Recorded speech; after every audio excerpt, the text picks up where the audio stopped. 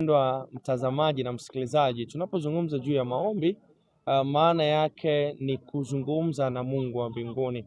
Na kwa sababu maombi ni kuzungumza na Mungu wa mbinguni, ukiwa kama kijana ambaye unahitaji kuwa na mke mwema au kesho au kuhitaji kuwa na mume mwema kesho, una kila sababu ya kutafuta mahali ambapo panaweza kukusaidia wewe kukutana na mume mwema au mke mwema.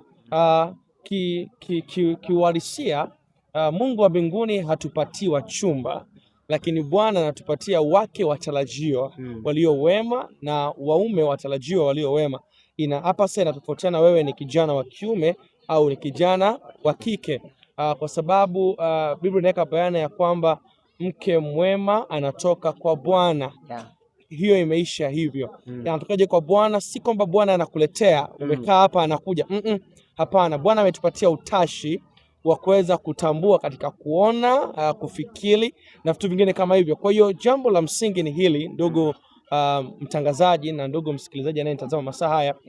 Jambo la msingi ni lazima kwanza upige magoti, uongee na Mungu, mwambie Bwana akupatie kibali, neema ya kukutana na mke mwema. Inawezekana ni wewe kukutana na mke mwema, ni binti kukutana na mume mwema mtarajiwa. Kwa hiyo unapomwomba Bwana, Bwana ni mwaminifu, ana uwezo wa kukutanisha na yule ambaye ni mke mwema au mume mwema mtarajiwa. Jambo la msingi tu hapo, mara baada ya kuomba